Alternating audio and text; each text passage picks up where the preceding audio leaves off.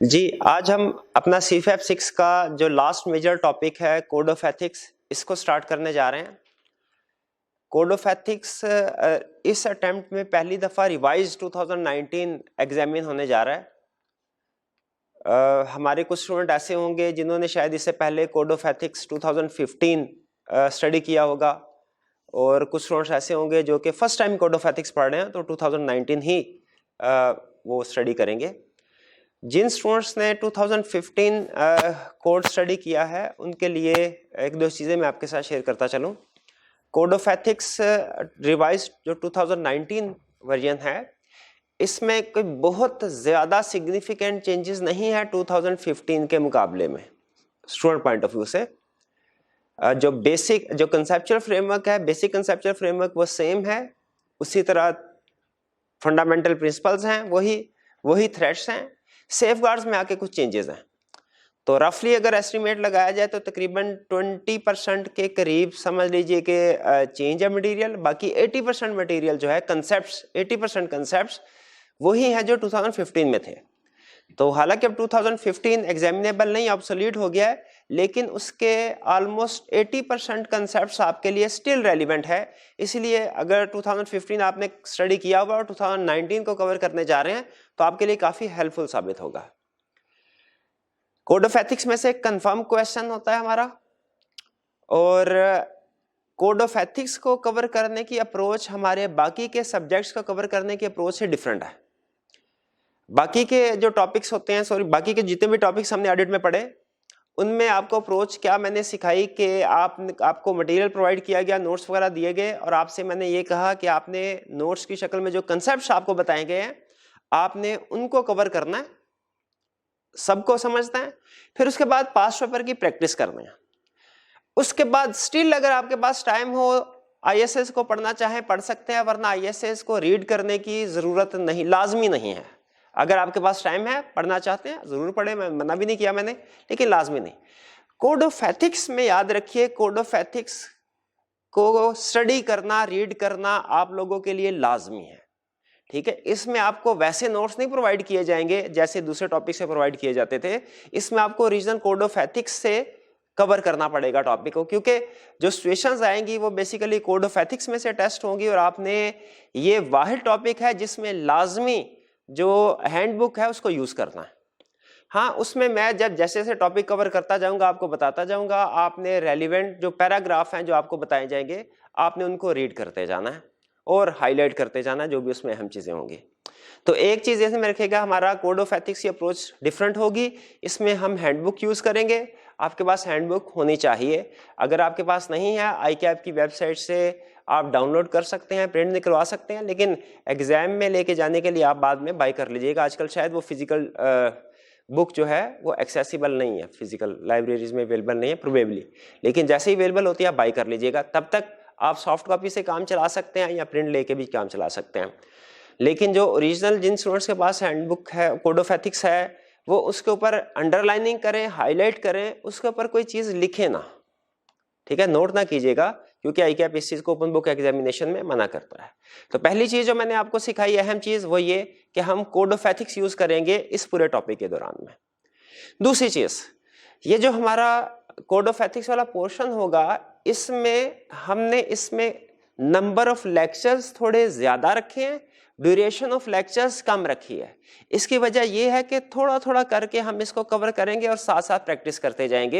ये हमारे लिए ज्यादा बेहतर है, बजाय ये कि मैं 2-3 घंटे की 2-3 क्लासेज जो है वो रिकॉर्ड करवा के आप तक प्रोवाइड कर दूं और उसमें बहुत ज्यादा मटेरियल कवर हो जाए। वो थोड़ा सा मुश्किल हो जाएगा आपके लिए अब्जॉर्ब करना। तो दूसरी चीज जो आपने समझनी है वो ये कि नंबर ऑफ लेक्चर्स थोड़े ज्यादा होंगे, 6-7 लेक्चर्स होंगे, और इनकी ड्यूरेशन कंपैरेटिवली कम होगी, तकरीबन 1 घंटे के आसपास होगी। तो अभी स्टडी करते हैं आप इसके एनालिसिस करना। देखिए, मैं फौरन ऐसे नहीं कर रहा कि आपको टेक्निकल कंसेप्ट्स की तरफ लेके चला जाऊं या पास्ट पेपर के क्वेश्चन की प्रैक्टिस करवाना शुरू कर दूं। हमारा जो आज का लेक्चर है ये एक तरह से कोड ऑफ एथिक्स के साथ इंट्रोडक्शन है, ठीक है। इसमें कुछ टेक्निकल कंसेप्ट्स भी ऐड होंगे, लेकिन बेसिकली इसमें इंट्रोडक्शन होगा कि कोड ऑफ एथिक्स का स्ट्रक्चर जो है वो किस तरह का है। तो कोड ऑफ एथिक्स जहन में रखिएगा, 2019 एप्लीकेबल है, हमारी अटेम्प्ट के लिए, जो कि है समर 2021, उसके लिए कोड ऑफ एथिक्स को जब आप खोलेंगे देखेंगे, पुराना कोड ऑफ एथिक्स में और नए कोड ऑफ एथिक्स में मैं कभी कभार डिफरेंस भी बताता जाऊंगा आपको। जिन स्टूडेंट्स ने 2015 पढ़ा है ये सिर्फ उनके लिए डिफरेंस होगा, बाकी जिन स्टूडेंट्स 2019 फर्स्ट टाइम पढ़े हैं उनके लिए इस डिफरेंस को समझना जरूरी नहीं है। एक छोटा सा डिफरेंस ये है कि पहले कोड ऑफ एथिक्स जिन पार्ट्स में डिवाइडेड था उन्हें पार्ट ए बी सी का करते थे, हम ए बी सी के साथ डिनोट करते थे। अब पार्ट 1, पार्ट 2 और पार्ट 3 के साथ है। तो जब आप कोड ऑफ एथिक्स को खोलेंगे आप देखेंगे कोड ऑफ एथिक्स को 4 बड़े हिस्सों में डिवाइड किया गया है। 4 बड़े हिस्सों में डिवाइड किया गया है। एक है ये मेजर, ये टॉप डाउन अप्रोच के साथ मैं आपको सिखा रहा हूं। सबसे पहले ऊपर क्या चीज है, फिर उसके बाद नीचे, फिर उसके बाद नीचे क्या चीज है। सबसे कोड ऑफ एथिक्स 2019 4 बड़े हिस्सों में, पार्ट 1, पार्ट 2, पार्ट 3, पार्ट 4। ये पार्ट्स क्या है ये समझना हमारे लिए जरूरी है, ताकि एग्जाम में जब क्वेश्चन आए तो हम देख सके कि हमने किस पार्ट में जाना है। याद रखिए ये पार्ट है बेसिकली नेचर ऑफ एंगेजमेंट से रिलेट करते हैं कि आप किस तरह की एंगेजमेंट परफॉर्म करने जा रहे हैं। कोड ऑफ एथिक्स ध्यान में रखिएगा, कोड ऑफ एथिक्स ऑडिट पे भी अप्लाई होता है, रिव्यू पे भी अप्लाई होता है, एश्योरेंस एंगेजमेंट में भी अप्लाई होता है, अदर एश्योरेंस एंगेजमेंट और नॉन एश्योरेंस एंगेजमेंट में भी अप्लाई होता है। यानी चार्टर्ड अकाउंटेंट प्रैक्टिकली जो भी काम करता है उस पे कोड ऑफ एथिक्स अप्लाई होगा। ये ध्यान में रखिएगा, code of ethics every engagement पे अप्लाई होता है, चाहे वो एश्योरेंस एंगेजमेंट हो चाहे नॉन एश्योरेंस एंगेजमेंट हो। जो पार्ट ए है ये बेसिकली जनरल पार्ट है, ये हमें कंसेप्चुअल फ्रेमवर्क बताता है, कोड ऑफ एथिक्स के बारे में बेसिक इंफॉर्मेशन देता है, बेसिक कंसेप्ट्स हमारे बिल्ड करता है, जनरल पार्ट। फिर जो पार्ट 2 है वो है for chartered accountants in business. Chartered accountants in business, chartered accountants in business कौन से है देखें, एक है ऑडिट फर्म जिसमें पार्टनर है, मैनेजर है और दूसरा स्टाफ मेंबर्स हैं, ऑडिट फर्म। और एक पार्टी है एश्योरेंस एंगेजमेंट में क्लाइंट, जिसमें सीईओ है, डायरेक्टर्स हैं, सीएफओ हैं, अकाउंट्स मैनेजर है वगैरह वगैरह। जो अगर आप टेबल के इस साइड पे हैं यानी ऑडिट टीम में प्रोफेशनल प्रैक्टिशनर है, तो आपके लिए कोड ऑफ एथिक्स का पार्ट जो एप्लीकेबल आपको कहा जाएगा CA in practice. In practice का मतलब ऐसे चार्टर्ड अकाउंटेंट्स जो कि प्रैक्टिस में है, प्रैक्टिस मींस ऑडिट फर्म का हिस्सा है। वो ऑडिट फर्म में किसी भी पोजीशन पे हो सकते हैं, आप पार्टनर की पोजीशन पे हो सकते हैं, मैनेजर की पोजीशन पे हो सकते हैं, आपको सीए इन प्रैक्टिस कहा जाएगा। और अगर आप टेबल के दूसरी साइड पे हैं, यानी फर्ज कीजिए आप किसी बिजनेस के मालिक हैं या किसी बिजनेस के एम्प्लॉय है, ठीक है, सीएफओ हैं, कहीं पे सीईओ हैं, या इवन आपका अपना बिजनेस है, तो आपके लिए जो पार्ट एप्लीकेबल है वो है CA in business, chartered accountant in business. ठीक है, ये एम्प्लॉय साइड पे है, एम्प्लॉइंग ऑर्गेनाइजेशन वाली साइड पे यानी क्लाइंट साइड पे।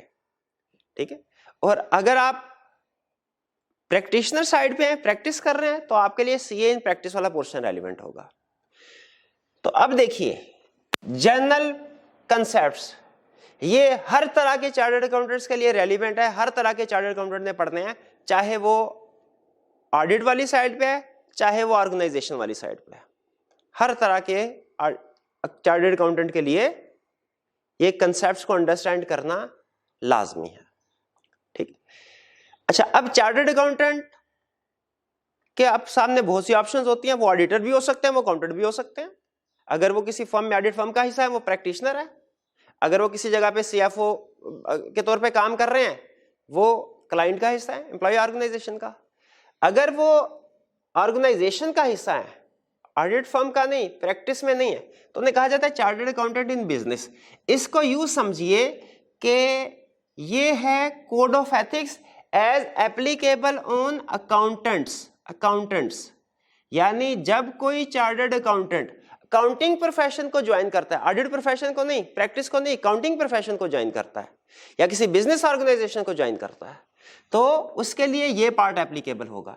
नॉर्मली जब आप अकाउंटिंग के सब्जेक्ट्स पढ़ते हैं उसमें भी कोड ऑफ एथिक्स पढ़ते हैं, ऑडिट के सब्जेक्ट पढ़ते हैं उसमें भी कोड ऑफ एथिक्स पढ़ते हैं, लेकिन दोनों आपने नोट किया होगा दोनों की एप्लीकेशन डिफरेंट है। जब आप ऑडिट में कोड ऑफ एथिक्स पढ़ते हैं तो आपको कहते हैं आप ऑडिट पार्टनर है, आप एंगेजमेंट पार्टनर है, आप टीम मेंबर हैं, टीम का हिस्सा हैं, इस तरह से केस स्टडी सेट करता है। लेकिन जब आप काउंटिंग के पेपर में कोड ऑफ एथिक्स स्टडी करते हैं तो उसमें आपको डिफरेंट पोजीशन पे बिठाता है। वो कहता है आप फॉर एग्जांपल सीएफओ हैं, आप सीईओ हैं, ठीक है, और आपको ये एथिकल इशू सामने आया। तो ये वाला पार्ट जो है चार्टर्ड अकाउंटेंट इन बिजनेस, याद रखें ये हमारे सब्जेक्ट से इररेलेवेंट है। सीफैप 6 के पेपर में आपसे इस पार्ट की कोई एप्लीकेशन नहीं पूछेगा। हाँ, सीफैप 1 जब आप पढ़ रहे होंगे फिर शायद आपसे इसकी एप्लीकेशन पूछे, फिर आपसे प्रैक्टिस की एप्लीकेशन नहीं पूछेगा, ठीक है। तो सीएन प्रैक्टिस है, code of ethics as applicable in audit. CN business है, code of ethics as applicable in accounting. तो चूंकि इसमें चार्टर्ड अकाउंटेंट जो बिजनेस में होते हैं उनके ऊपर एप्लीकेबल है, इसलिए ये सीफैप 6 में नॉट एप्लीकेबल होगा, हम इसको नहीं पढ़ेंगे। ये आपके अकाउंटिंग के टीचर जो अकाउंटिंग का सब्जेक्ट होगा उसमें आपको पढ़ाएंगे। इसका मतलब है ये हो गया हमारे सिलेबस से आउट, ठीक है। ये पढ़ना है हमने पार्ट 1, पार्ट 2 नहीं पढ़ना। कंसेप्ट सिमिलर हो सकते हैं लेकिन एप्लीकेशन डिफरेंट होती है, इसलिए ये हम नहीं पढ़ेंगे। फिर इसके बाद आते हैं CA in practice. CA in practice कौन होता है? जो कि फर्म में काम कर रहे हैं, वो पार्टनर भी हो सकता है, कोई भी सर्विस, प्रोफेशनल सर्विसेज प्रोवाइड कर रहे हैं। अच्छा, अगेन जो प्रैक्टिस में सीए है वो चूंकि different types of services provide कर रहे होते हैं, different types of services provide कर रहे होते हैं अपने क्लाइंट्स को। उनमें हो सकता है कुछ ऐसी सर्विसेज हो, कुछ है, पॉज कीजिएगा। तो जो चार्टर्ड अकाउंटेंट प्रैक्टिस में है, आपको पता है प्रैक्टिस में वो 2 तरह की सर्विसेज प्रोवाइड कर सकते हैं, assurance services, non assurance services. Assurance services के अंदर फर्दर ऑडिट एंगेजमेंट है, रिव्यू एंगेजमेंट है और अदर एश्योरेंस सर्विसेज है। ये हम आईएसएस पढ़ चुके हैं, ऑडिट अलग आईएसएस, आईएसए 200, 300, 400, 700 तक, 800, फिर उसके बाद रिव्यू एंगेजमेंट 2400, 2410, फिर उसके बाद अदर एश्योरेंस एंगेजमेंट भी हमने पढ़ा, 3000 की सीरीज, 3400, 3420 वगैरह वगैरह। तो हमारी जो नेचर ऑफ एंगेजमेंट है उस लिहाज से कोड ऑफ एथिक्स को डिवाइड किया गया है। जो प्रैक्टिस में चार्टर्ड अकाउंटेंट है उस पे पार्ट 3 हर तरह के चार्टर्ड अकाउंटेंट पे अप्लाई होगा, यानी वो कोई भी सर्विस प्रोवाइड कर रहे हैं, चाहे एश्योरेंस सर्विसेज चाहे non assurance services. Part 4A audit और रिव्यू सर्विसेज प्रोवाइड करने वाली एंगेजमेंट पे अप्लाई होगा, और अदर एश्योरेंस सर्विसेज जो हैं यानी 3000, 3400 वगैरह, कोई भी ऑडिट और रिव्यू के अलावा, उसके ऊपर पार्ट 4B अप्लाई होगा, पार्ट 4B अप्लाई होगा। ये nature of application of code of ethics समझ लीजिए, ठीक है। फिर से क्विकली रिवीजन करते हैं। कोड ऑफ एथिक्स को कुछ हिस्सों में डिवाइड किया गया है। क्यों डिवाइड किया गया है? डिपेंड करता है, इसका कुछ हिस्सा अप्लाई करता है ऐसे चार्टर्ड अकाउंटेंट्स पे जो प्रैक्टिस कर रहे हैं, कुछ ऐसे चार्टर्ड अकाउंटेंट्स पे जो बिजनेस ऑर्गेनाइजेशन का हिस्सा है, फिर इसके बाद जो फर्म में चार्टर्ड अकाउंटेंट्स प्रैक्टिस कर रहे हैं, इनमें कुछ कोड ऑफ एथिक्स का पार्ट ऐसा है जो कि हर एंगेजमेंट पे अप्लाई होगा, कुछ ऐसा है जो ऑडिट एंड रिव्यू एंगेजमेंट में अप्लाई होगा, और कुछ ऐसा है जो कि अदर एश्योरेंस एंगेजमेंट्स में अप्लाई होगा, ठीक। अब इसमें कोड ऑफ एथिक्स का पार्ट 1 किन पे अप्लाई होता है? कोड ऑफ एथिक्स का पार्ट 1 हर तरह के चार्टर्ड अकाउंटेंट्स पे, हर तरह के चार्टर्ड अकाउंटेंट्स पे, ये हमने कवर करना है। पार्ट 2 किन पे अप्लाई होता है? वो चार्टर्ड अकाउंटेंट्स जो बिजनेस ऑर्गेनाइजेशन का हिस्सा है, हमारे पेपर के स्कोप से बाहर है, ऑडिट के स्कोप से बाहर है, ये हमने कवर नहीं करना। जो चार्टर्ड अकाउंटेंट प्रैक्टिस है उनको कवर करेंगे, यानी जो प्रैक्टिशनर्स है, सीए फर्म का हिस्सा है। अब इनमें भी कोई कोड ऑफ एथिक्स ऐसे, कोड ऑफ एथिक्स का एक पोर्शन ऐसा है जो हर तरह की एंगेजमेंट पे अप्लाई हो रहा है, ये अब नेचर ऑफ एंगेजमेंट के लिहाज से एप्लीकेशन है, ठीक है। ये ऊपर जो थी वो प्रोफेशन के लिहाज से एप्लीकेशन थी कि आपने किस प्रोफेशन, किस फील्ड को चूज किया चार्टर्ड अकाउंटेंट ने। नीचे एंगेजमेंट के लिहाज से एप्लीकेशन है। हर तरह की एंगेजमेंट, चाहे इंश्योरेंस है चाहे नॉन इंश्योरेंस है, उसके ऊपर पार्ट 3 अप्लाई होगा। इंश्योरेंस एंगेजमेंट है, उसमें ऑडिट एंड रिव्यू है, पार्ट 4A अप्लाई होगा। और ऑडिट और रिव्यू के अलावा अदर इंश्योरेंस एंगेजमेंट है, 4B अप्लाई होगा। अब सुनिए, हमारे सिलेबस के मुताबिक पार्ट 3 एप्लीकेबल है, हम कवर करेंगे, क्योंकि ये ऑडिट एंगेजमेंट पे भी अप्लाई होता है, रिव्यू एंगेजमेंट में भी, और बाकी की इंश्योरेंस एंगेजमेंट, हर तरह की एंगेजमेंट पे।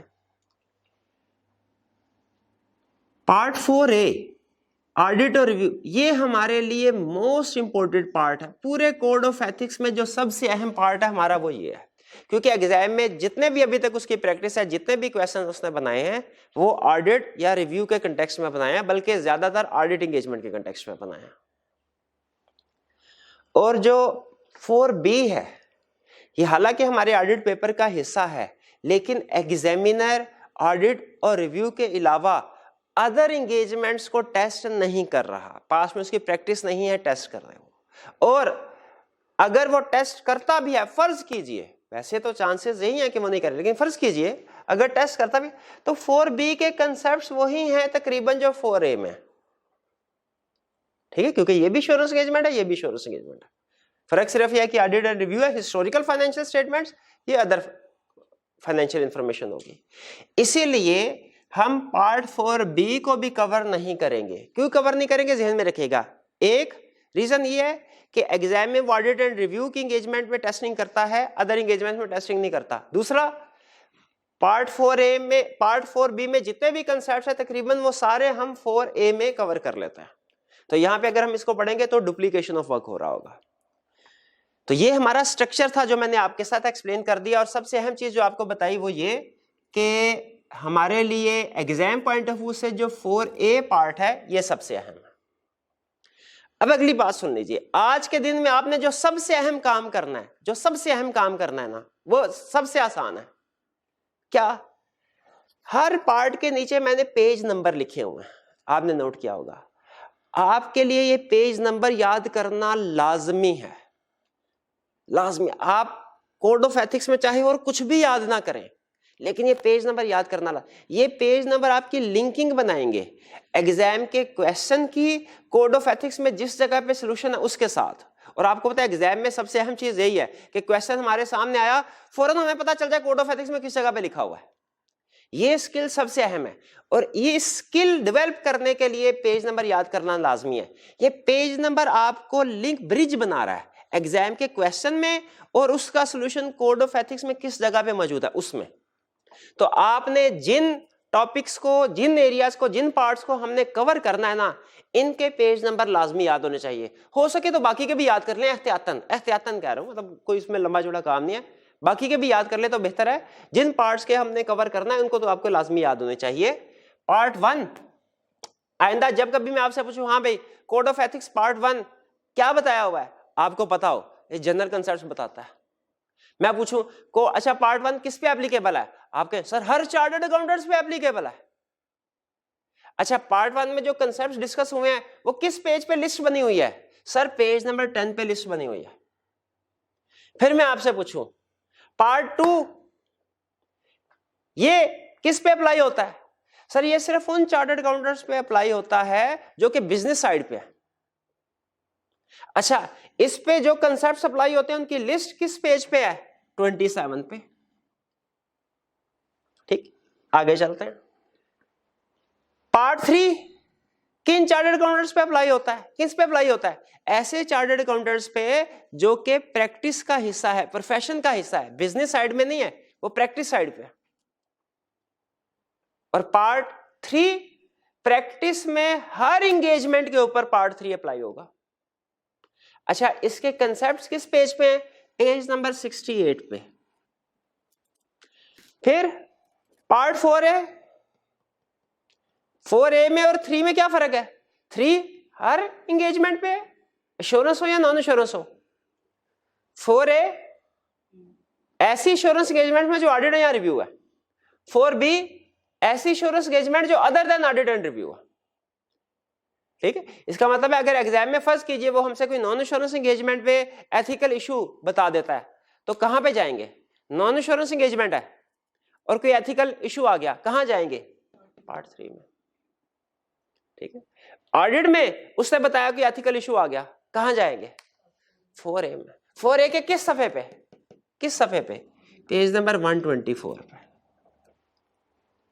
ठीक, तो ये पेज नंबर आपको याद होना लाजमी, पार्ट्स याद होने और हर पार्ट का पेज, हर पार्ट में कवर क्या कर रहे हैं हम और उसका पेज नंबर क्या है ये आपको पता होना चाहिए। अब हम वापस आते हैं, स्टार्ट करते हैं हम पार्ट 1 से। पार्ट 1 पेज नंबर 10, ये हमें क्या बताता है? ये हमें कंसेप्चुअल फ्रेमवर्क बताता है कि कोड ऑफ एथिक्स लॉजिकली कितने हिस्सों में डिवाइडेड है, या कोई भी अगर एथिकल इशू अराइज होता है हमने किन स्टेप्स में उसको एड्रेस करना है, रिस्पॉन्ड करना है। कोड ऑफ एथिक्स कहता है सबसे पहले तो फंडामेंटल एथिकल प्रिंसिपल्स होते हैं। स्टार्ट कोड ऑफ एथिक्स का यहां से होता है। कहता है कुछ प्रिंसिपल्स हैं जो हर चार्टर्ड अकाउंटेंट को कंप्लाई करना जरूरी है, मानना, समझना और उसके ऊपर अमल करना जरूरी, यानी कुछ असूल है। जैसे जो बड़े लोग होते हैं वो असूल पसंद होते हैं, असूलों की जिंदगी गुजारते हैं, तो उसी तरह जो चार्टर्ड अकाउंटेंट्स होते हैं इनके भी कुछ असूल होते हैं प्रोफेशनल लाइफ में। वो असूल क्या है? वो ये 5 असूल हैं: integrity, objectivity, professional competence and due care, confidentiality, professional behaviour. अच्छा, अब देखिए इसके साथ साथ मैं जब कोई कंसेप्ट पढ़ाऊंगा आपको तो अक्सर सेक्शन साथ में मेंशन कर दिया करूंगा। इसका ये मतलब हरगिज नहीं आपने सेक्शन ज़बानी याद करना है। ज़बानी याद करने को आपको सिर्फ एक चीज कही है मैंने, कुछ पेजेस की लिस्ट। पार्ट 1 किस पेज पे है लिस्ट, पार्ट 2 की लिस्ट किस पेज पे है, 3 की किस पे है, 4A की किस, 4B की किस पे, ये सिर्फ पेज नंबर याद करने हैं। आगे सेक्शन सिर्फ आपको लिंक करवाने के लिए कि जब आप जो कंसेप्ट मैंने समझाया इसको रीड करना है आपने, तो कोड ऑफ एथिक्स में किस जगह पे जाके रीड करेंगे। तो ये सेक्शन 110 पार्ट 1 में, सेक्शन 110 से लेके 115 तक, तो 5 फंडामेंटल एथिकल प्रिंसिपल्स है। ये प्रिंसिपल्स कैफ लेवल पे आप डिटेल में स्टडी कर चुके हैं, मैं यहाँ पे रिपीट नहीं करवाऊंगा क्योंकि यहाँ पे इस क्लास का मकसद कैफ लेवल का नॉलेज आपका रिवाइज करवाना नहीं है। अगर आपके पास कैफ लेवल के नोट्स पड़े हुए हैं बहुत अच्छी बात नहीं है, कोई मसला नहीं है, आप कोड ऑफ एथिक्स पढ़े ओरिजिनल, उसमें वही बातें हैं जो आपने कैफ लेवल पे पढ़ी हैं। ठीक, तो इंटेग्रिटी ब्रीफली मैं डिस्कस करता जाता हूं ताकि कंसेप्ट रिफ्रेश हो जाए। इंटेग्रिटी का मतलब क्या है? जो चार्टर्ड अकाउंटेंट है स्ट्रेट फॉरवर्ड, ऑनेस्ट, ट्रूथफुल रहे, अपनी डीलिंग में झूठ ना बोले। ऑब्जेक्टिविटी का मतलब क्या है? ऑब्जेक्टिविटी का मतलब यह है कि वो विदाउट एनी बायस अपनी सर्विस परफॉर्म करे, यानी सर्विस परफॉर्म करने में उसे क्लाइंट को अनड्यू फेवर या अनड्यू एडवर्स नहीं होना चाहिए क्लाइंट से, इंडिपेंडेंट रहे, न्यूट्रल रहे, ऑब्जेक्टिव रहे, without any bias decision making करना, ये ऑब्जेक्टिविटी कहलाता है। Professional competence and due care, competence का मतलब क्या है कि आप वही काम, जो काम एक्सेप्ट करने जा रहे हैं कि हाँ मैं करता हूं, अगर आप में वो नॉलेज, वो स्किल है तो आप उसको एक्सेप्ट करें। कंपिटेंस का मतलब रिक्वायर्ड नॉलेज एंड स्किल किसी भी काम को करने के लिए। और मेरे पास फर्ज कीजिए रिक्वायर्ड नॉलेज एंड स्किल है, मतलब कंपिटेंस है, लेकिन फिर मैंने एंगेजमेंट को एक्सेप्ट करने के बाद उसको सही तरीके से परफॉर्म भी करना है। ड्यू केयर का मतलब यही होता है कि आप जब एंगेजमेंट को परफॉर्म करें सही तरीके से स्टैंडर्ड्स के मुताबिक परफॉर्म करें। आपने देखा होगा हमने different insurance engagement, non insurance engagement study किए। हर एंगेजमेंट का जब आप स्टार्ट करते थे पहला स्टार्ट यहां से होता था, एक्सेप्टेंस एंड कंटिन्यूअस प्रोसीजर। अगर आप में ये चीजें हैं ये देखो तो फिर आप एक्सेप्ट कर सकते हो, वरना एक्सेप्ट नहीं कर सकते।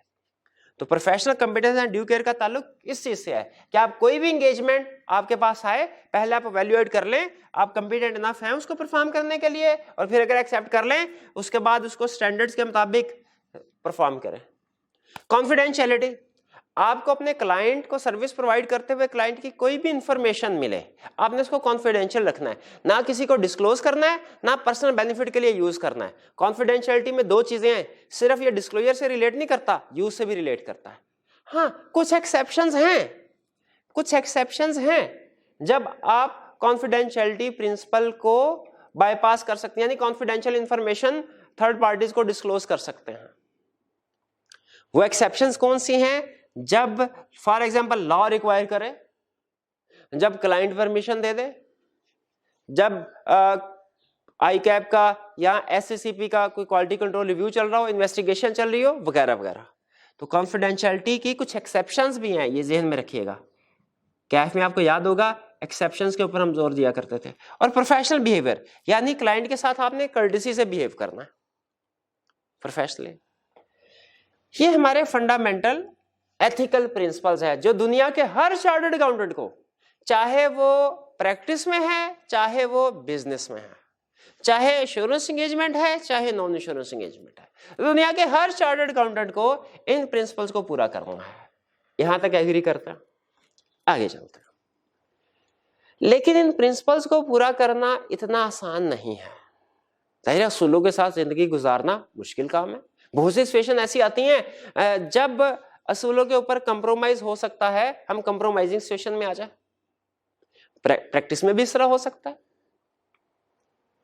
तो ऐसी सिचुएशंस जिनकी वजह से हमारे लिए कोड ऑफ एथिक्स को कंप्लाई करना मुश्किल हो जाता है, इसे हम कहते हैं थ्रेट्स।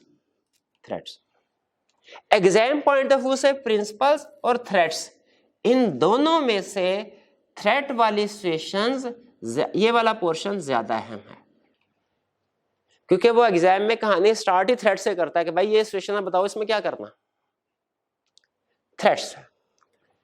थ्रेट्स का मतलब क्या है? ऐसी सिचुएशंस, ऐसी सर्कमस्टांसेस जिनकी वजह से हमें फंडामेंटल एथिकल प्रिंसिपल्स को कंप्लाई करना मुश्किल हो जाता है। अच्छा, अगर हमें थ्रेट्स को फेस करना पड़ता है प्रैक्टिकली, स्टेप बाय स्टेप हमारी अप्रोच क्या होगी? सुनिए, कोड ऑफ एथिक्स अप्रोच बताता है। कहता है सबसे पहले आप ये देखिए कि थ्रेट्स को आइडेंटिफाई कीजिए। Identifying threat, step number 1। कहीं पे भी कोई ऐसी सिचुएशन राइज हो गई जिस पे आपके लिए फंडामेंटल एथिकल प्रिंसिपल्स को कंप्लाई करना मुश्किल है, सबसे पहले देखिए थ्रेट कौन कौन से वायलेट हो रहे हैं, कौन सा थ्रेट कौन कौन सा इन्वॉल्व हो रहा है इसमें, इस सिचुएशन में। टोटल 5 तरह के थ्रेट्स हैं। हमने देखना है इस सिचुएशन में क्या कोई एक ही थ्रेट है, या 2 थ्रेट है, या 3 थ्रेट है। ठीक है, मैक्सिमम 3 थ्रेट तक होते हैं, इससे ज्यादा थ्रेट नहीं जाते। लेकिन मैं भी कभी कोई ऐसी सिचुएशन आ जाए जिसमें शायद 3 से ज्यादा थ्रेट्स भी इन्वॉल्व हो, लेकिन एग्जाम में कोड ऑफ एथिक्स में जितनी भी सिचुएशंस हैं उनमें नॉर्मली 1 2 3 इतने थ्रेट्स होते हैं। कम से कम 1, ज्यादा से ज्यादा 3, लेकिन वो जाहिर है कोई से भी थ्रेट हो सकते हैं। तो हम थ्रेट्स की अब टाइप पढ़ते हैं। सेल्फ इंटरेस्ट थ्रेट क्या होता है? जब ये भी अगेन मैं ब्रीफली डिस्कस कर रहा हूं आपके साथ ताकि कंसेप्ट रिफ्रेश हो जाए। ठीक है, बाकी अगर आप मजीद इसको डिटेल में पढ़ना चाहते हैं, आप कैफ लेवल का मटेरियल भी यूज कर सकते हैं और कोड ऑफ एथिक्स को से भी रीडिंग कर सकते हैं। बेहतर यह कोड ऑफ एथिक्स से रीडिंग करें, कंसेप्ट्स वही हैं, आप कंफर्टेबल होंगे। मैं चाहता हूं आप कोड ऑफ एथिक्स के साथ जितना कंफर्टेबल हो उतना बेहतर है। तो सेल्फ इंटरेस्ट थ्रेट का मतलब क्या है? जब हमारा क्लाइंट के साथ कोई पैसों का लेना देना होगा, रिलेशनशिप होगा, इंटरेस्ट इन्वॉल्व होगा, फाइनेंशियल। सेल्फ इंटरेस्ट थ्रेट का मतलब फाइनेंशियल, पैसों का, फीस ओवरड्यू है, क्लाइंट के शेयर्स लिए हुए हैं, लोन लिया है, लोन दिया है, बिजनेस रिलेशनशिप है, मिलके बिजनेस कर रहे हैं। ये सारी जो सिचुएशंस है self interest threat. Self interest threat मतलब क्या कि एंगेजमेंट टीम में से किसी भी बंदे का क्लाइंट या उसके किसी भी बंदे के साथ पैसों का लेना देना हो। इसमें छोटी से छोटी सिचुएशन भी और बड़ी से बड़ी भी कवर हो सकती है। जैसे छोटी छोटी सिचुएशन क्या है, कुछ अरसा गुजर गया फीस पे नहीं की। बड़ी से बड़ी सिचुएशन क्या हो सकती है, बिजनेस रिलेशनशिप है हमारे पार्टनर का क्लाइंट के सीईओ के साथ, और भी डिफरेंट सिचुएशंस है। छोटी से छोटी बड़ी से बड़ी इसलिए कहा कि कुछ आगे चल के जब हम कोड ऑफ एथिक्स की सिचुएशन को पढ़ रहे होंगे, कुछ सिचुएशन में थ्रेट्स कम सिग्निफिकेंट होगा, कुछ सिचुएशन में थ्रेट्स ज्यादा सिग्निफिकेंट होगा। तो सिग्निफिकेंस को सामने रख के मैंने कहा कि सेल्फ इंटरेस्ट थ्रेट, बहुत सी ऐसी सिचुएशंस हैं जिनमें सेल्फ इंटरेस्ट थ्रेट क्रिएट होता है। कुछ सिचुएशन में इसकी सिग्निफिकेंस कम होगी, कुछ सिचुएशन में सिग्निफिकेंस ज्यादा होगी।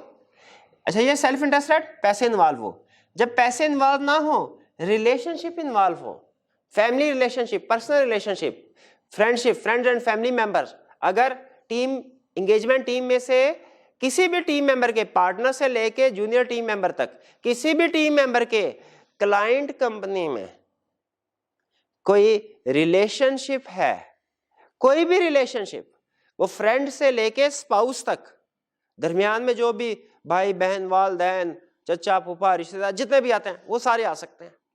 जब इस टीम मेंबर में से किसी का, इन लोगों में से, मैनेजमेंट में से किसी के साथ कोई पर्सनल रिलेशनशिप होगा, फैमिली रिलेशनशिप होगा, तो उस पर फेमिलियरिटी थ्रेट अराइज होता है। फेमिलियरिटी थ्रेट और सेल्फ इंटरेस्ट थ्रेट में फर्क है। फेमिलियरिटी थ्रेट बंदों के, लोगों के साथ होगा, उसमें रिलेशनशिप इन्वॉल्व होते हैं। सेल्फ इंटरेस्ट थ्रेट में पैसे इन्वॉल्व होते हैं। फिर self review threat. Self review threat का मतलब क्या है? अपना काम खुद चेक करना। सेल्फ रिव्यू थ्रेट कब अराइज होता है? जब हम क्लाइंट को कोई नॉन एश्योरेंस सर्विसेज भी प्रोवाइड करें और फिर बाद में एश्योरेंस सर्विसेज भी प्रोवाइड करें। जब एंगेजमेंट कोई auditor, CA firm, practitioner client को एश्योरेंस और नॉन एश्योरेंस दोनों सर्विसेज प्रोवाइड कर रहे हों, तो उस सूरत में सेल्फ रिव्यू थ्रेट अराइज होता है। फॉर एग्जांपल, हमारे क्लाइंट ने हमसे कहा पहले, सर आप फाइनेंशियल स्टेटमेंट्स बनाते हैं? हमने कहा बिल्कुल, क्यों नहीं बनाते हैं, हमने स्टैंडर्ड पूरा पढ़ा है कंपाइलेशन एंगेजमेंट का, बिल्कुल बनाएंगे। अच्छा बताइए। हमने फाइनेंशियल स्टेटमेंट बना ली। बाद में उसने कहा सर आप ऑडिट भी करते हैं? हमने कहा बिल्कुल, क्यों नहीं, ऑडिट भी करते हैं हम। हमने ISA 200 से लेके ISA 800 तक सारे स्टैंडर्ड्स ऑडिट के पढ़े, ऑडिट भी करना आता है हमें। उसने कहा लाए ऑडिट भी कीजिए। अब अपनी बनाई हुई फाइनेंशियल स्टेटमेंट्स का खुद ऑडिट कर रहे हैं, देखा ना, अपना किया हुआ काम खुद रिव्यू कर रहे हैं। थ्रेट अराइज हो गया। क्या थ्रेट? क्या पता नहीं हम सही तरीके से रिव्यू कर सके कि नहीं, सही तरीके से उसको एग्जामिन वेरीफाई कर सके कि नहीं। कहीं हम ये ना सोचे कि यार हमारे हाथ से बनी है फाइनेंशियल स्टेटमेंट, ठीक ही होंगी, दोबारा चेक करने की क्या जरूरत है। तो यह है सेल्फ रिव्यू थ्रेट। अब आपके इसमें क्वेश्चन अराइज होगा, क्या हम एक ही क्लाइंट को एश्योरेंस और नॉन एश्योरेंस दोनों सर्विसेज प्रोवाइड कर सकते हैं? इसका जवाब है यस, लेकिन विद सम कंडीशंस। वो हम इसी कोड ऑफ एथिक्स में आगे चल के पढ़ेंगे। फिलहाल आप ये अज्यूम कर लीजिए कि मैं जो कह रहा हूं सही है, कि हम एक ही क्लाइंट को एश्योरेंस और नॉन एश्योरेंस दोनों सर्विसेज प्रोवाइड कर सकते हैं। लेकिन कुछ केसेस में कर सकते हैं, कुछ में नहीं कर सकते। जिनमें कर सकते हैं उनमें कंडीशन के साथ हैं, कंडीशन हम बाद में पढ़ेंगे। Next, advocacy threat. Advocacy threat का मतलब क्या होता है? क्लाइंट के पॉइंट ऑफ व्यू को प्रमोट करना। एडवोकेसी थ्रेट और इंटिमिडेशन थ्रेट नॉर्मली कम सिचुएशंस है, कम सिचुएशन डिस्कस हुई है कोड ऑफ एथिक्स में इनकी, लेकिन एग्जाम पॉइंट ऑफ व्यू से 12 हमने कवर करना है। एडवोकेसी थ्रेट मतलब क्लाइंट के पॉइंट ऑफ व्यू को प्रमोट करना। जैसे फर्ज कीजिए कि अगर हम क्लाइंट के बिहाफ पे, क्लाइंट के लिटिगेशन क्लाइंट की अटकी हुई है और हम क्लाइंट के बिहाफ पे उस लिटिगेशन में क्लाइंट को रिप्रेजेंट करते हैं, फॉर एग्जांपल FBR का कोई केस है,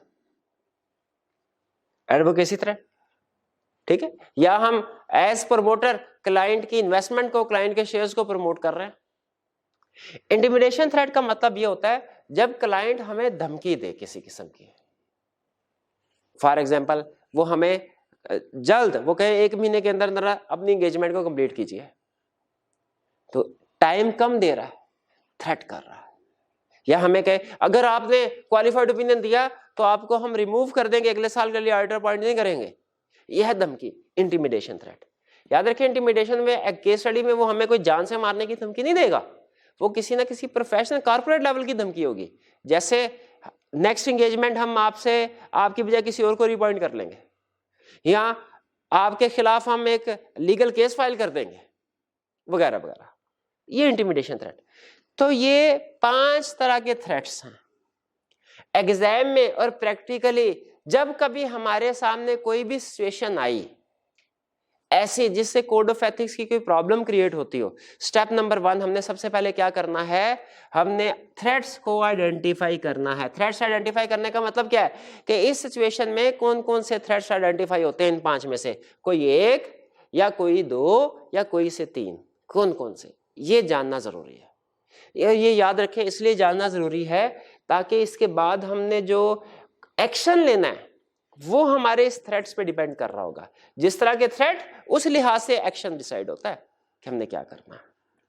और ये अगर आप इसकी मजीद रीडिंग करना चाहें कहां से कर सकते हैं, कैफ 9 के मटेरियल से भी, लेकिन मैं आपको रिकमेंड करता हूं कि ये कुछ हमने आइडेंटिफाइंग थ्रेट्स में बता दिया हुआ है आपको रेफरेंस 120। ये कौन सा 6A2 लिखा है आपने, ये देख लीजिएगा कोड ऑफ एथिक्स में जो भी रेफरेंस है A3 और A4, 6A2 होगा मेरा ख्याल।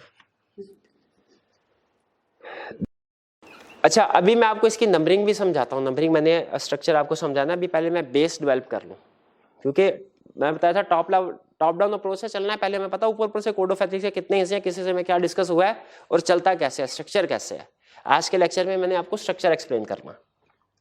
फिर थ्रेट्स हमें आइडेंटिफाई कर लिया। अच्छा ये 2 थ्रेट होंगे, कौन कौन सा होगा, सेल्फ इंटरेस्ट थ्रेट और familiarity threat for example.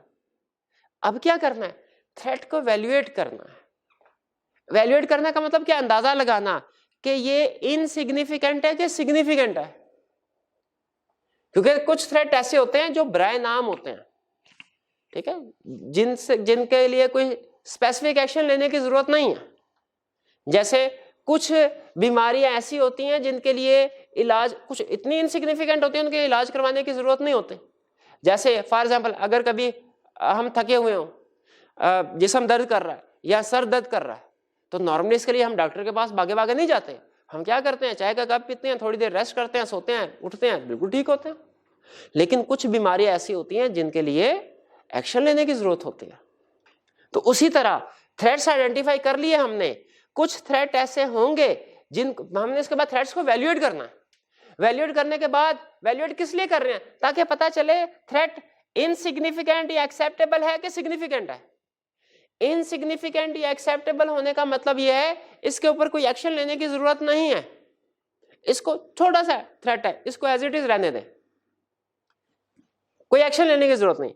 Significant threat का मतलब क्या है कि थ्रेट बड़ा है, इसके ऊपर कोई एक्शन लेने की जरूरत है।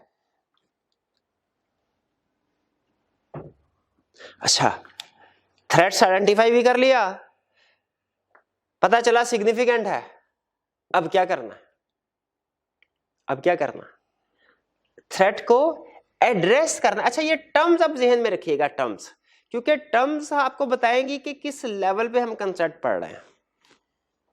Identify threat, evaluate threat, address threat.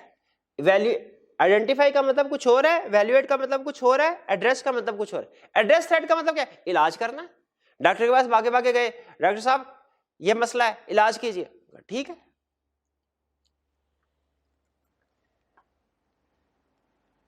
क्या क्या करना है, सेफगार्ड्स। थ्रेट को 3 तरीकों से एड्रेस किया जा सकता है। एक सेफगार्ड, एक एक्शंस टू एलिमिनेट थ्रेट, तीसरा डिक्लाइन एंगेजमेंट। डिक्लाइन एंगेजमेंट इसको एग्जांपल से एक्सप्लेन करता हूं। फर्ज कीजिए एक मरीज को डॉक्टर के पास लेके जाया गया, ठीक है। अगर वैसे चलने फिरने की वजह से टांग में दर्द हो जाती तो जाहिर है वो इनसिग्निफिकेंट थ्रेट होता, उसके लिए डॉक्टर के पास जाने की जरूरत नहीं, थोड़ा सा रेस्ट करते थकन दूर हो जाती। लेकिन वो शदीद किस्म का दर्द है, डॉक्टर के पास है, डॉक्टर क्या करेगा, सेफगार्ड। उसका सेफगार्ड का मतलब इलाज। डॉक्टर कुछ प्रोसीजर परफॉर्म करेगा उस दर्द को ठीक करने के लिए। वो प्रोसीजर कुछ भी हो सकते हैं, हो सकता है कि वो कोई मेडिसिन दे दे, हो सकता है वो फिजियोथेरेपी करे, हो सकता है वो कोई सर्जरी करे, ठीक है, ये डिपेंड करता है। अच्छा ये है सेफगार्ड। सेफगार्ड क्या मतलब है, थ्रेट्स को कैसे हमने एड्रेस करना है, यानी थ्रेट होगा, सेफगार्ड से वो थ्रेट कम हो जाएगा, वो दर्द जो टांगों में था वो खत्म हो जाएगा, बहुत हद तक कम हो जाएगा, यह है सेफगार्ड। लेकिन बाज़ औक़ात ऐसा होता है थ्रेट ज्यादा सिवियर होता है, सेफगार्ड से पॉसिबल नहीं होता कि वो ठीक हो सके। फिर क्या करना होता है, एक्शंस टू एलिमिनेट थ्रेट। ऐसे एक्शंस लेने होते हैं कि थ्रेट को खत्म कर दिया जाए। अब थ्रेट को सेफगार्ड के जरिए से रिड्यूस नहीं करना, ऐसा एक्शन लेना है जिसको खत्म कर दिया जाए। बज़ाहिर आपको सुनने में लग रहा होगा एलिमिनेट थ्रेट वाली सिचुएशन बेहतर है, लेकिन ये बेहतर नहीं है, ठीक है। पहले हम सेफगार्ड की कोशिश करते हैं, सेफगार्ड अगर ना हो तो फिर हम एलिमिनेट थ्रेट की तरफ जाते हैं। ये ऐसे ही है जैसे डॉक्टर अगर समझेगा हाँ इलाज होने से टांग ठीक हो जाएगी, वो इलाज करेगा, मेडिसिन देगा, फिजियोथेरेपी करेगा, ठीक है, कोई इंजेक्शन वगैरह लगाएगा, कुछ हल्की फुल्की सर्जरी करे। लेकिन अगर उसे लगे नहीं ये शुगर का मरीज है और जहर जो है वो जिस्म में फैलने का खतरा है, वो क्या करेगा, वो टांग काट देगा। ये है एलिमिनेट थ्रेट, थ्रेट एलिमिनेट हो गया। लेकिन जाहिर है टांग काटना कोई अच्छी ऑप्शन तो नहीं है, तो पहले सेफगार्ड लिखने के बाद एंड में हम फिर लिखेंगे उसके बाद कि अगर इन सेफगार्ड से थ्रेट एलिमिनेट नहीं हो सकता तो फिर ये काम कर लो, ठीक है। लेकिन ये इतना पसंदीदा अमल नहीं होगा, लेकिन केस स्टडी में सॉल्व करते हुए उन्हें जाहिर लिखना होगा।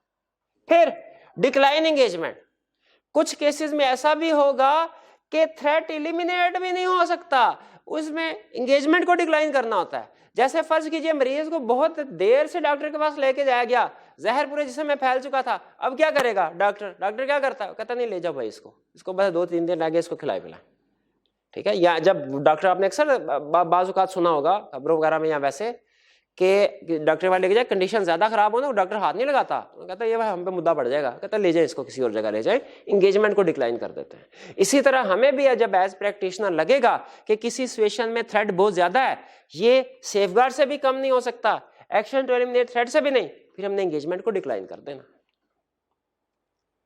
अब इसको ये तो है मैंने आपको एक सिंपल रियल वर्ल्ड एग्जांपल से समझाने की कोशिश की, इसको अपने ऑडिट प्रोफेशन के एग्जांपल के साथ इस कंसेप्ट को डिस्कस करते हैं।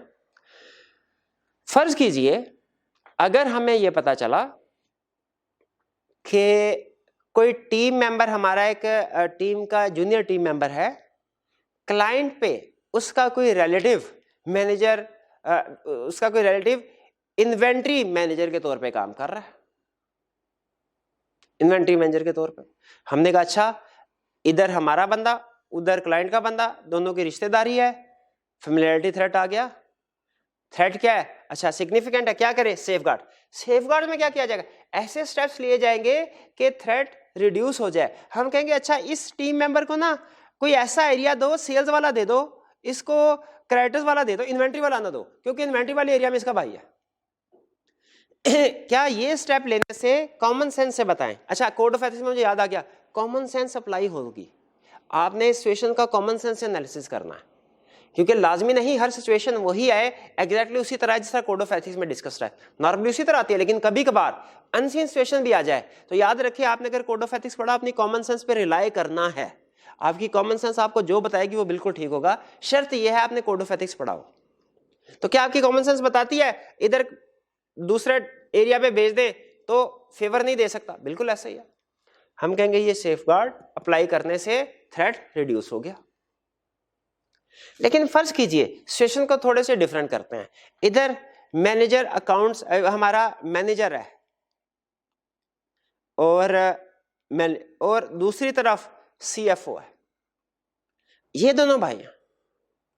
अब देखें इस सिचुएशन में हम सेफगार्ड नहीं ले सकते, कोई क्यों नहीं ले सकते भाई, मैनेजर ने तो सारी फाइनेंशियल स्टेटमेंट को रिव्यू करना है, वेरीफाई करना, चेक करना है, और उधर से सीएफओ भी पूरी फाइनेंशियल स्टेटमेंट के लिए लायबल है।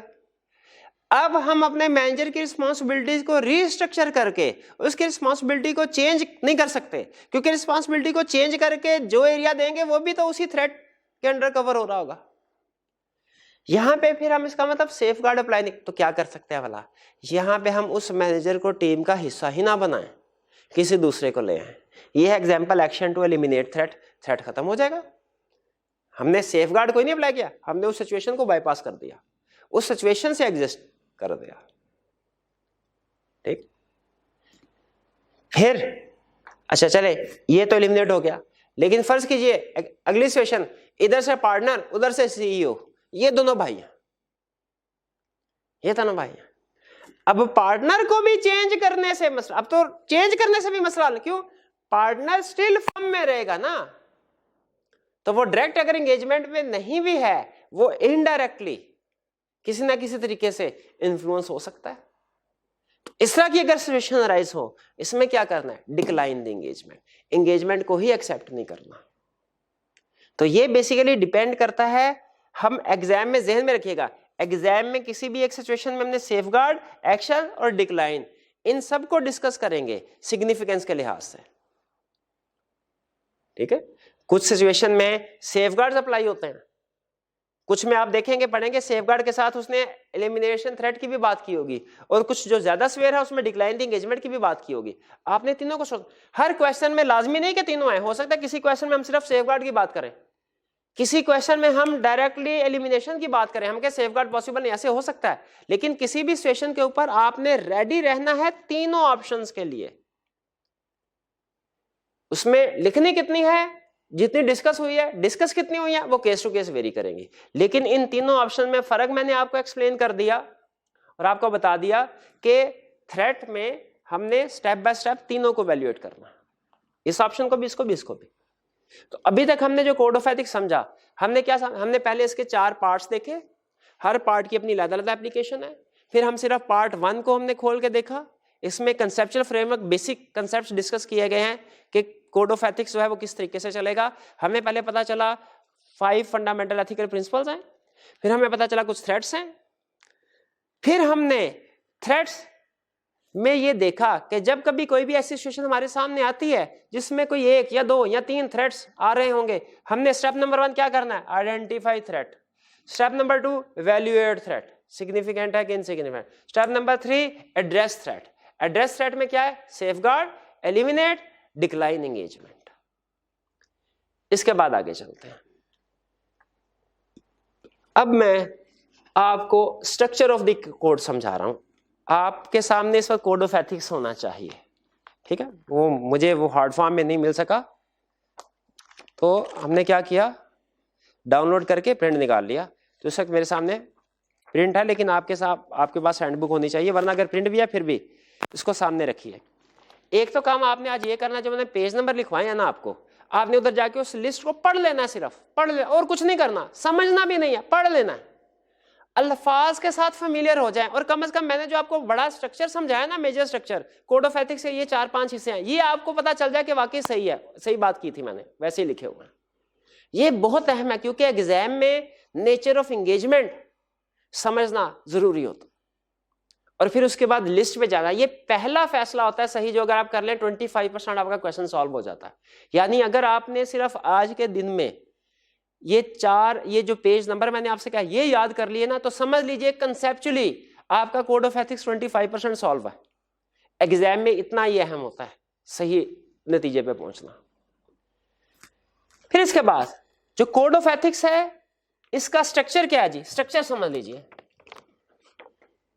स्ट्रक्चर, इसके 4 पार्ट्स हैं, वो मैंने अभी आपको बता दिया। पार्ट 1 सारे के सारे चार्टर्ड अकाउंटेंट्स के लिए, पार्ट 2 जो बिजनेस में है, पार्ट 3 और 4 जो प्रैक्टिस में है। इनमें से पार्ट 3 प्रैक्टिस में हर इंगेजमेंट के लिए, 4A ऑडिट एंड रिव्यू के लिए, 4B other than audit and review assurance engagement के लिए।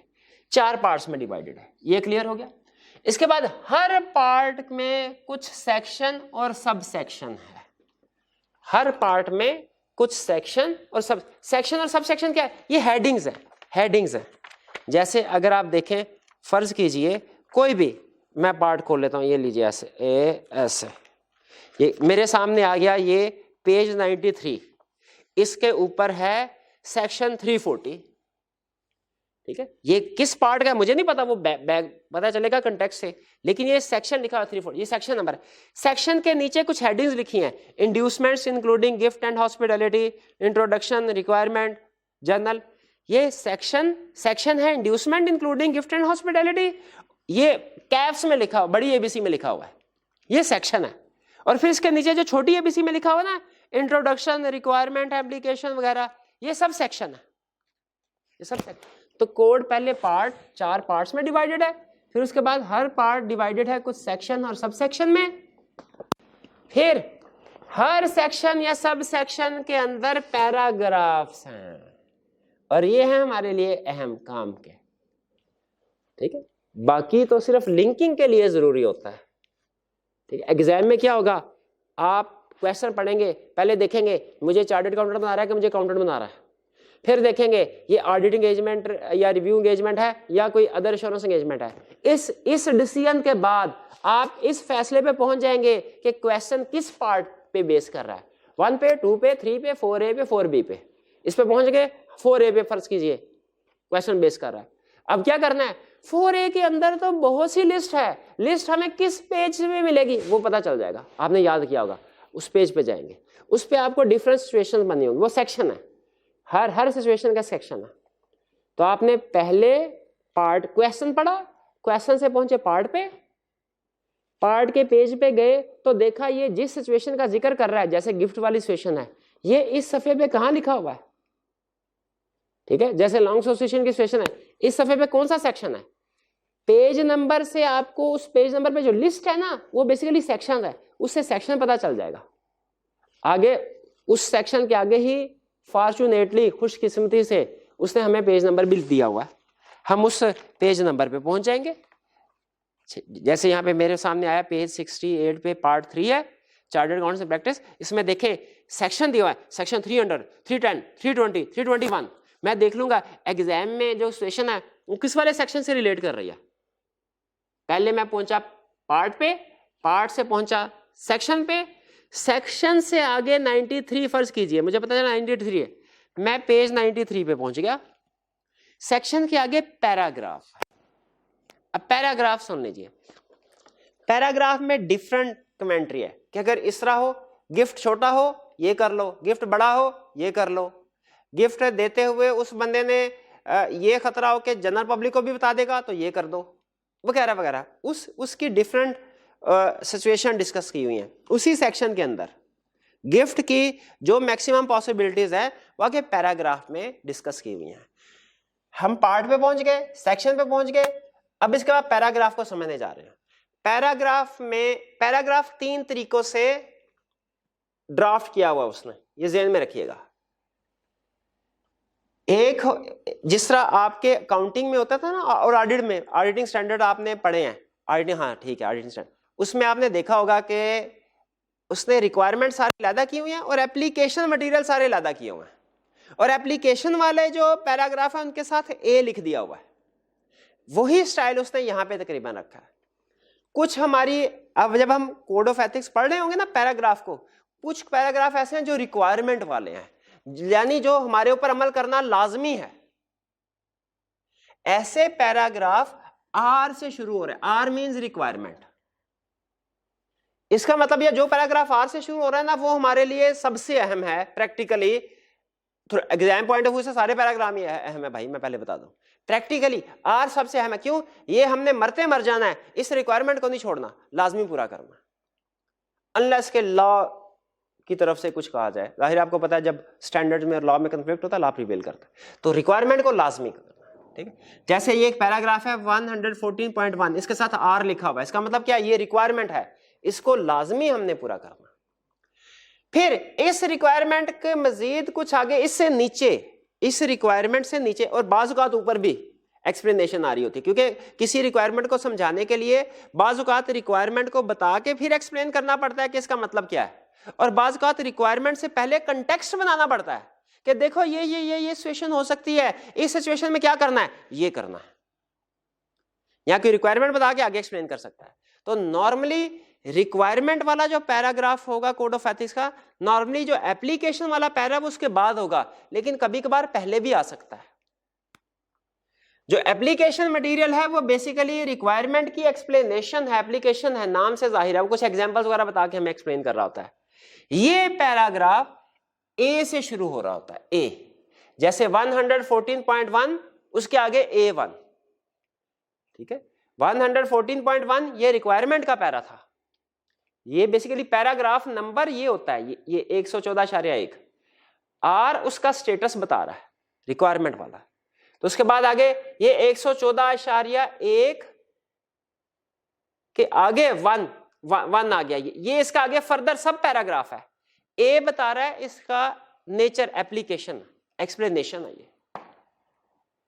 तो कुछ पैराग्राफ रिक्वायर्ड है वो आर से शुरू होते हैं, कुछ उस रिक्वायरमेंट की एप्लीकेशन है वो ए से शुरू होते हैं, और कुछ पैराग्राफ ऐसे होते हैं जो किसी स्पेसिफिक रिक्वायरमेंट से रिलेट नहीं कर रहे, वो जनरल कमेंट्री होती है, जनरल कमेंट्री। उसके साथ ना आर लिखा जाता है ना ए लिखा जाता है, वो सिंपल लिखा जाता है 120.2। तो आपने कोड ऑफ एथिक्स को पढ़ते हुए नंबर में नहीं घूम, नंबर अहम नहीं है, ये तो सिर्फ मैं आपको इसलिए कहीं आप कंफ्यूज ना हो जाए, किसी के साथ आर लिखा सर, किसी के साथ ए लिखा, किसी का कुछ भी नहीं लिखा, ये इररिलेवेंट है। एग्जाम में आपने देखना है सिचुएशन किधर डिस्कस हुई है, सिचुएशन के अंदर थ्रेट क्या है, सेफगार्ड क्या है, नंबर क्या है, ये लाजमी नंबर तो इसलिए क्या मैं आपको बता सकूं, आप मेरे से पूछे सर ये सिचुएशन किधर डिस्कस हुई है, मैं आपको पैराग्राफ बता दूं, ये नंबरिंग इसलिए सिर्फ एक दूसरे को रेफर करने के लिए, किस जगह पे पहुंच जाओ ये चीज इधर लिखी हुई है। एग्जाम में क्वेश्चन अटेम्प्ट करने के लिए नंबरिंग इररिलेवेंट है, ठीक है, उसमें क्योंकि आपने हाईलाइट किया होगा, ठीक है। नंबर आपने कभी याद नहीं करने, ये ध्यान में रखिएगा, आप सिर्फ पेज नंबर और लिस्ट जो मैंने आपको याद करने के लिए कहा वो याद करें, ये वाले नंबर आपने याद नहीं करने हैं, कभी जिंदगी में नहीं कर पाएंगे, टाइम जाया होगा और कुछ भी नहीं कर पाएंगे। ये मैं लिखता हूं, जैसे मैंने यहां पे ये नंबर लिखे हैं, ये नंबर लिखे हैं, ये किस लिए लिखे हैं, याद नहीं करने, किस लिए लिखे हैं, ताकि आप कोड ऑफ एथिक्स में जाके पढ़ सकें कि यहां पे क्या लिखा हुआ है। तो ये कोड ऑफ एथिक्स का स्ट्रक्चर है जो मैंने आपके साथ शेयर कर दिया। आज आपने क्या करना है, देखिए आज मैं कोई लंबी चौड़ी असाइनमेंट आपको नहीं दे रहा, सिर्फ आपको फेमिलराइज करवा रहा हूं कोड ऑफ एथिक्स के साथ, कि आपको पता चले कोड ऑफ एथिक्स होता कैसे है और इसमें किस तरीके से हमने चलना है। आज आपकी असाइनमेंट सुन लीजिए, आज आपने रीडिंग असाइनमेंट दे रहा हूं आपको। सबसे पहले जितने भी पार्ट्स हैं, इन सबसे अहम असाइनमेंट का हिस्सा, जितने भी पार्ट है 1 2 3 4A 4B, इनके पेज नंबर याद करने हैं और उन कोड ऑफ एथिक्स के पेज नंबर पे जाके लिस्ट को सिर्फ पढ़ लेना है, समझ आए ना आए कोई टेंशन नहीं है, सिर्फ पढ़ लेना है। और क्या करना है, उसके बाद पार्ट 1 में जो सेक्शन मैंने आपको कहे हुए हैं प्रिंसिपल के या थ्रेड्स के, इन सेक्शन को जाके रीड कर लेना है। कोई लंबे चौड़े सेक्शन नहीं है, थोड़ा सा मटेरियल रीडिंग वाला है, लेकिन 10-15 मिनट में रीडिंग कंप्लीट हो जाएगी। रीडिंग करना है, पता चले अच्छा इस तरीके से कोड ऑफ एथिक्स बात करता है। इसकी रीडिंग कर ली, लिस्ट याद कर ली, थ्रेड्स की रीडिंग कर ली, फिर इसके बाद हो सके तो ये कुछ पैराग्राफ हैं, इनको आपने याद कर लेना, सॉरी रीड कर लेना इनको। 120 ये शायद 0.6A2 होगा, ये देख लीजिएगा, ये पैराग्राफ पे जाना है, ये इसी कंसेप्ट से रिलेट कर रहे हैं।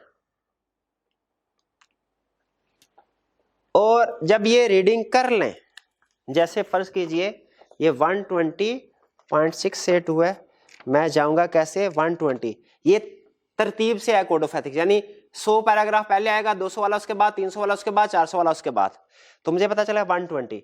अच्छा 120 में उसके बाद 0.6A2 और फिर 6A3, यानी ये 120 पॉइंट है, 120.6A2 पैराग्राफ पढ़ना है, 6A3 और फिर 6A4 पढ़ना, फिर 120 का 7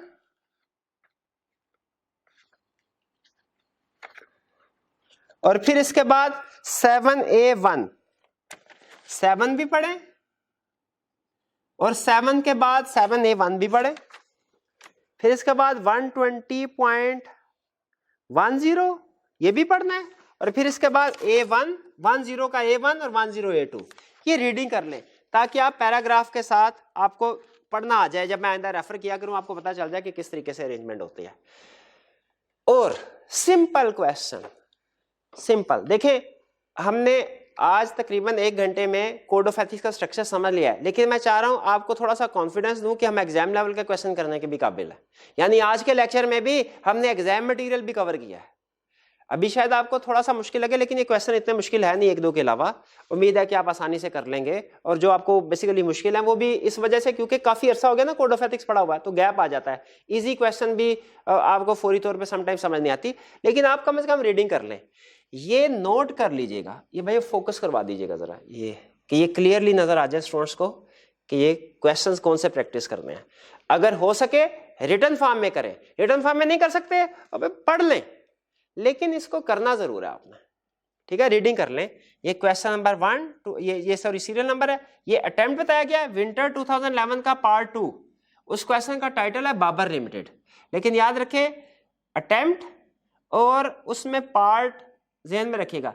अब मुझे यहाँ पे वैसे करना ये काम ये चाहिए था, मुझे अभी एहसास हुआ है कि क्वेश्चन नंबर भी मेंशन कर देता, ठीक है। ये वो शायद वो आपको जो एक्सेल वाली शीट दी है ना उसमें कोड ऑफ एथिक्स के आगे क्वेश्चन नंबर भी मेंशन होगा, वरना जब आप पेपर उठाएंगे तो उसमें से आपको पता चल जाएगा कौन सा, बल्कि ये भी आपकी प्रैक्टिस ही हो जाएगी ना कि पेपर उठाया उसमें से 10 क्वेश्चन कौन से वाला कोड ऑफ एथिक्स है, आपको पहचानना आसान होगा। उसमें कोड ऑफ एथिक्स थ्रेट्स के अल्फाज होंगे, सेफगार्ड के अल्फाज होंगे, कोड ऑफ एथिक्स का जिससे आपको पता चलेगा। तो ये भी एक तरह से आपकी प्रैक्टिस ही सही। वैसे ये तो मेरी थोड़ी सी नाअहली है, मुझे यहाँ पे क्वेश्चन नंबर मेंशन कर देना चाहिए था, लेकिन कोई बात नहीं, हम इसको भी प्रैक्टिस बना लेते हैं अपने कि ताकि हमें क्वेश्चन पढ़ के पहचानना है ये कोड ऑफ एथिक्स का है कि नहीं है।